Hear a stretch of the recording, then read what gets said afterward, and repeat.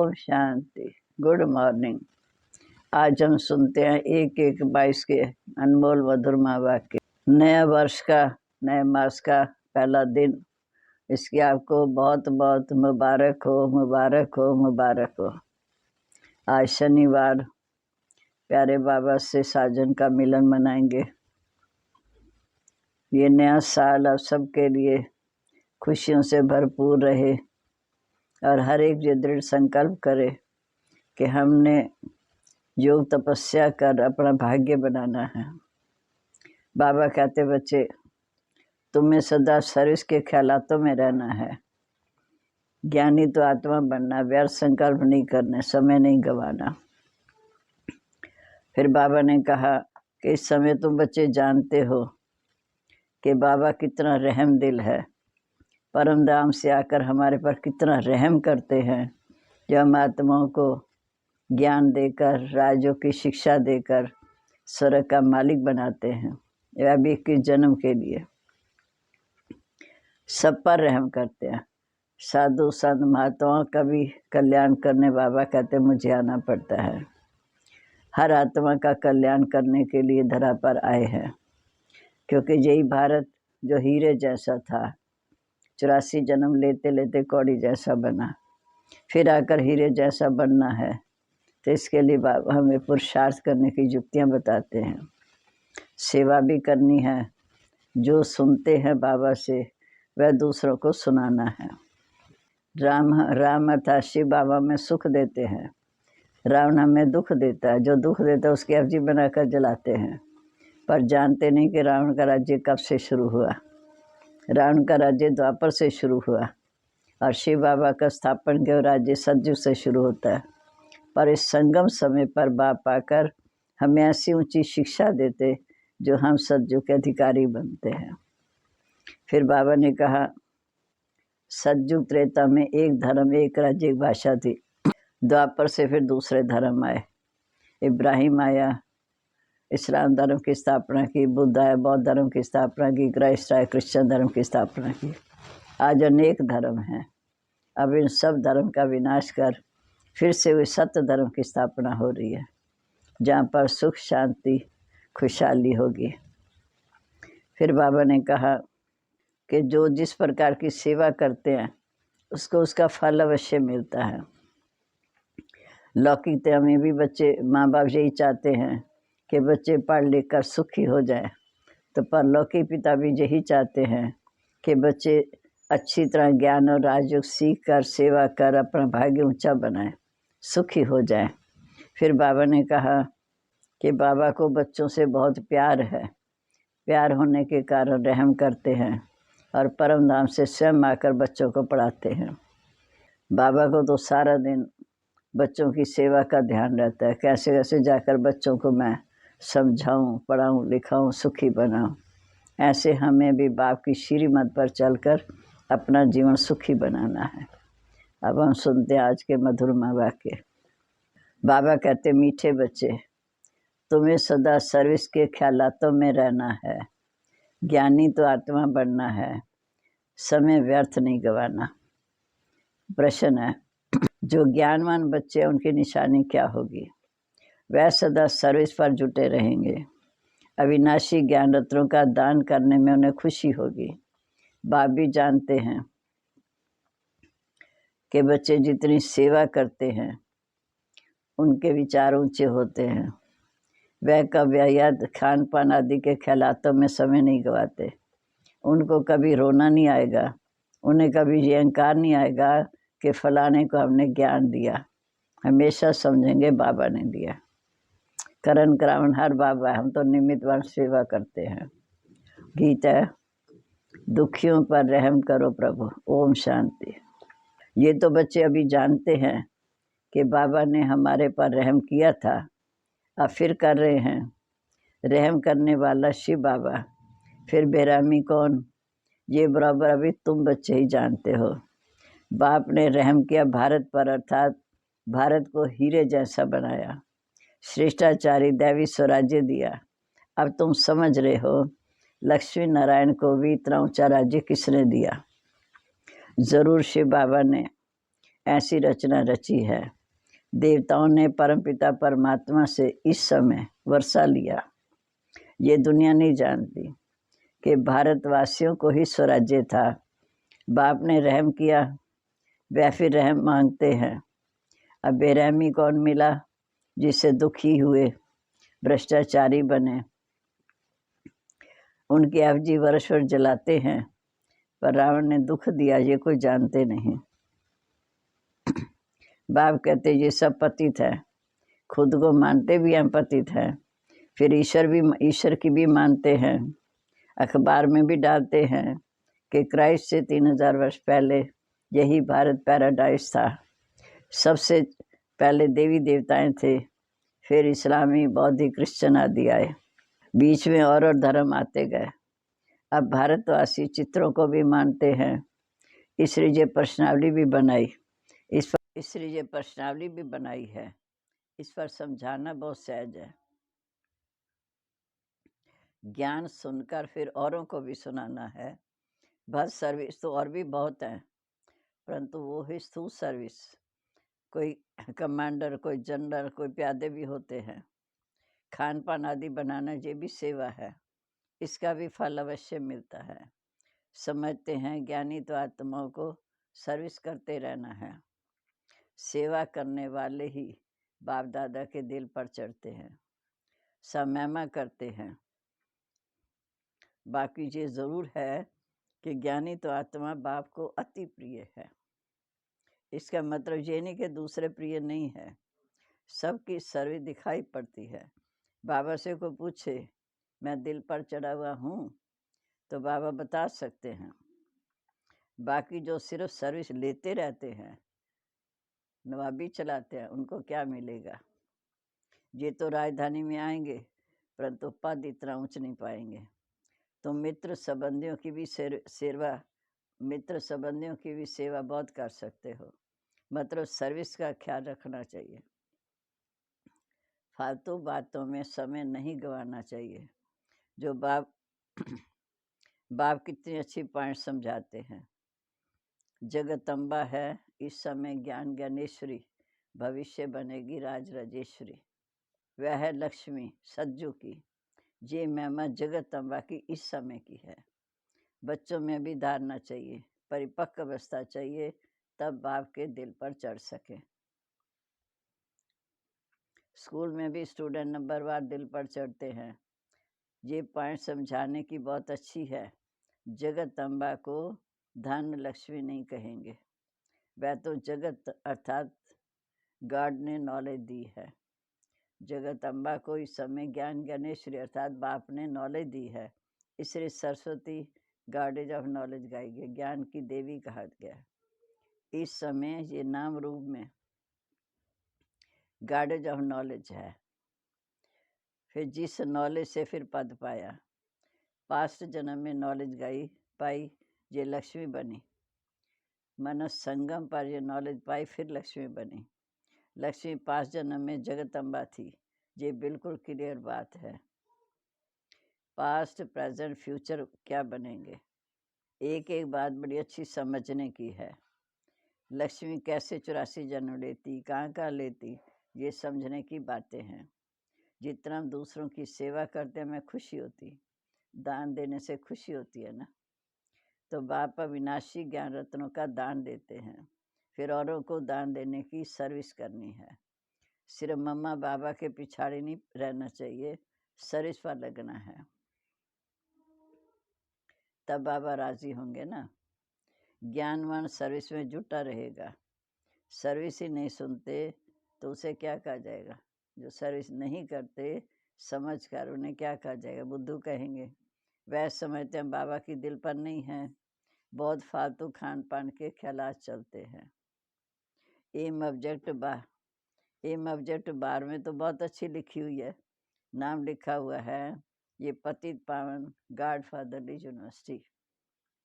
ये पतित पावन गॉड फादरली यूनिवर्सिटी बाप से 21 जन्म के लिए फिर से हेल्थ वेल्थ हैप्पीनेस का वर्षा मिलता है।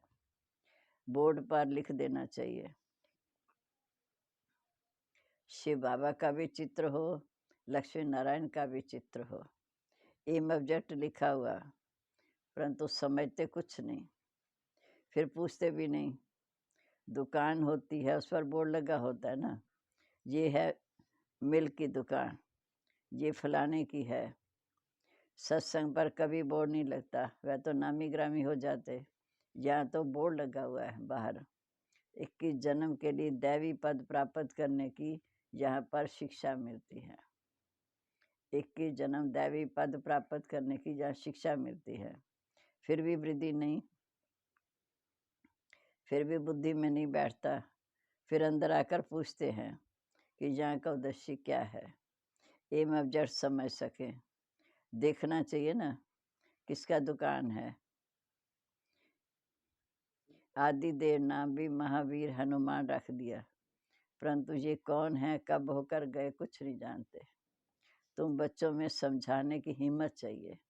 समझाने वाले में भी अगर कोई विकार होगा तो उसका दूसरों को तीर लग नहीं सकेगा। अगर किसको तीर लगता भी है तो वो शिव बाबा स्वयं आकर समझाते हैं। जिसमें कोई अवगुण है तो उसकी समझाने उसको नहीं लगेगी, वह तो बाबा आकर किसको दृष्टि दे ज्ञान देते हैं। वैसे नहीं समझो कि मैंने इन्हें बहुत अच्छा ज्ञान दिया, मेरे ज्ञान से इसका परिवर्तन आया, ये भी उल्टा अहंकार है। जिससे रोने की आदत है वह किसी को भी ज्ञान दे नहीं सकता। जिसमें रोने की आदत है वह किसी को ज्ञान दे नहीं सकता, वह तो जैसे विधवा हो गए। वह कभी नहीं समझे कि मैं किसी को ज्ञान दे सकती हूँ। वो है बाप तो कल्याणकारी है। रोया तो उसकी दुर्गति। तुम जानते हो हम हर्षित मुख देवी देवता बन रहे हैं, संगम पर हर्षित मुख देवी देवता बन रहे हैं। अगर हम रोते हैं तो समझो हमारे खोटे कर्म हैं।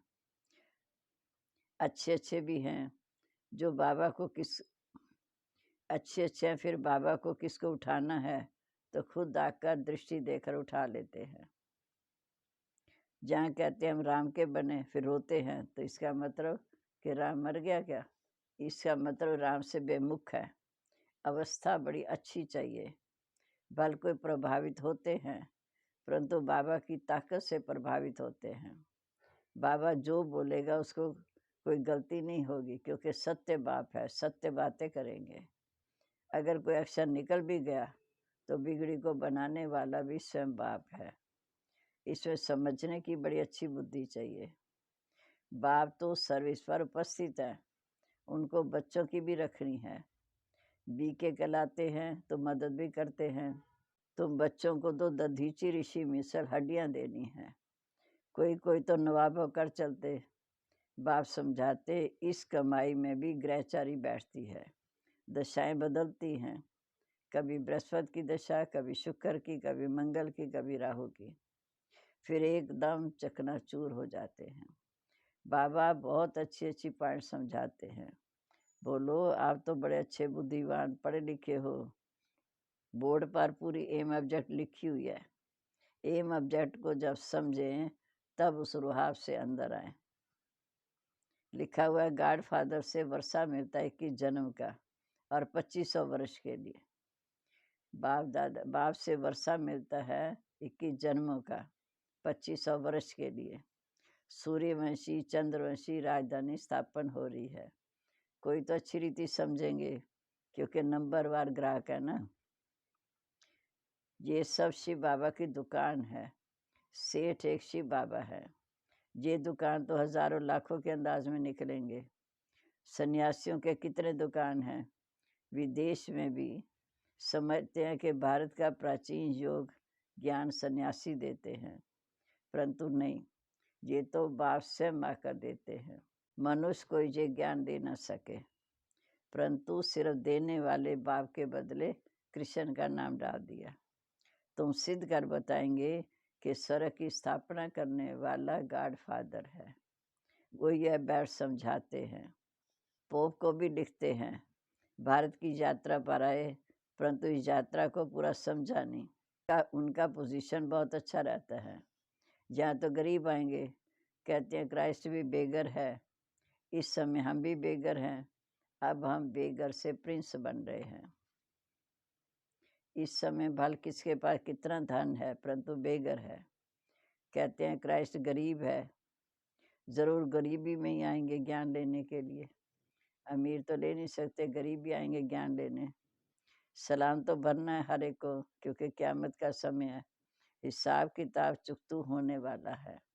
हर एक ने अपना हिसाब किताब चुकतू कर बाबा से सलामी करके बाबा का इशारा लेकर जाना है। नंबर 1 सलाम करने वाला भी जहाँ बैठा है ब्रह्मा बाबा, वह भी आएंगे। तुम्हारी जो सूर्यवंशी चंद्रवंशी राजधानी स्थापन हो रही है, तो मुख्य चित्र है लक्ष्मी नारायण का। 1st 2nd 3rd उनके चित्र चले आते हैं। बाकी तो सब चित्र विनाश हो जाएंगे। एक्यूरेट चित्र तो कोई बना न सके। जो लक्ष्मी नारायण का वास्तविक चित्र है वो तो यहाँ कोई बना न सके। देलवाड़े मंदिर में भी जगदम्बा और लक्ष्मी नारायण के चित्र हैं, परंतु किसी को ये नहीं पता कि ज्ञान ज्ञानेश्वरी ही स्वराज राजेश्वरी बनती है। ज़रूर उनके बच्चे भी होंगे। ये पढ़ाई है सोर्स ऑफ इनकम। ब्राह्मण ही एकदम पढ़कर देवी देवता बनते हैं। कितना क्लियर है। बाप कहते मुझे बच्चों का शो करना है, बच्चों को आगे रखना है। ऐसे नहीं कि उसका फल उनको मिलेगा, बच्चों को अपनी मेहनत का फल मिलेगा। माँ बाप का फल नहीं है, अपनी मेहनत का फल है। मैं सर्विस करता हूँ, वह तो किसको दृष्टि देता है तो उसकी तकदीर है। इस जगत अम्बा कौन है, इसने कैसे ये पुरुषार्थ कर प्रारब्ध पाई, इन बातों को मनुष्य तो बिल्कुल नहीं जानते। बाप समझाते मीठे बच्चे, ये बेहद बाप का घर है। बाप कहते ये बेहद बाप का घर है। जो रोते हैं वो औरों की सर्विस में क्या हंसाएंगे। यहाँ तो हंसना सीखना है। हंसना अर्थात मुस्कुराते रहना है, आवाज़ से भी नहीं हंसना। कितनी अच्छी शिक्षा दी जाती है, पॉइंट समझाई जाती है, दिन प्रतिदिन नॉलेज भी सहज होती जाती, तुम्हारे में भी ताकत आती जाती है। अच्छा, मीठे मीठे सिके लदे बच्चों पर माता पिता बाप दादा का नंबर वार पुरुषार्थ अनुसार याद प्यार और गुड मॉर्निंग। रूहानी बाप की रूहानी बच्चों को नमस्ते। रूहानी बच्चों की रूहानी बाप दादा को नमस्ते। नमस्ते बाबा, गुड मॉर्निंग। शुक्रिया बाबा, शुक्रिया। कितनी ऊंची नॉलेज देकर क्या क्या क्या से क्या बना रहे हैं। अब धारणा के लिए मुख्य सार, कभी भी अपना अहंकार नहीं दिखाना है। दधीची ऋषि मिसल सेवा में हड्डियां देनी है। दूसरा, सदा हर्षित मुख रहना है, कभी भी रोना नहीं। रोया माना विधवा बनना, इसलिए मुस्कुराते रहना है और जोर से भी नहीं हंसना। वरदान, एक बाप में सारे संसार की अनुभूति करते हुए, एक बाप में सारे संसार की अनुभूति करते हुए निरंतर एक ही याद में रहने वाले सहज योगी भव। सहज योगी का अर्थ है एक को याद करना, एक बाप दूसरा न कोई।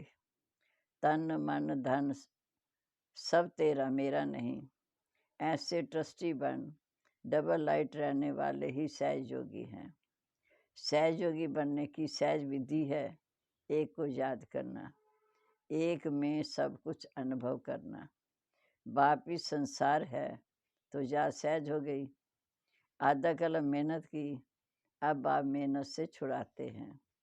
लेकिन यदि फिर भी मेहनत करनी पड़ती है तो उसका मतलब अपनी कमज़ोरी है। स्लोगन है, महान आत्मा वो है जो पवित्रता रूपी धर्म को जीवन में धारण करता है। महान आत्मा वो है जो पवित्रता रूपी धर्म को जीवन में धारण करता है। अब विशेष अटेंशन नए साल की। ये जनवरी मास हम सब के लिए अति प्रिय पिता श्री ब्रह्मा बाबा की संपन्नता और संपूर्णता का विशेष मास है। पूरा मास हम सब ब्रह्मा वश विशेष शिव बाबा के साथ साथ ब्रह्मा बाप के साथ स्नेह में समाये हुए रहते हैं। बाबा कहते ये स्नेह में समाना भी समान बनना है। भक्तों ने इस स्नेह में समाने की स्थिति के लिए कहा कि आत्मा परमात्मा में समा गई। तो अब हम सभी पूरा मास उस लवलीन स्थिति में समाने का अनुभव करें।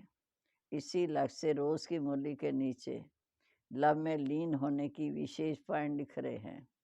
आप इसी अनुसार मुरली क्लास के बाद रोज 10 मिनट योग अभ्यास करना जी। अब यह लवलीन स्थिति का अनुभव कैसे करें?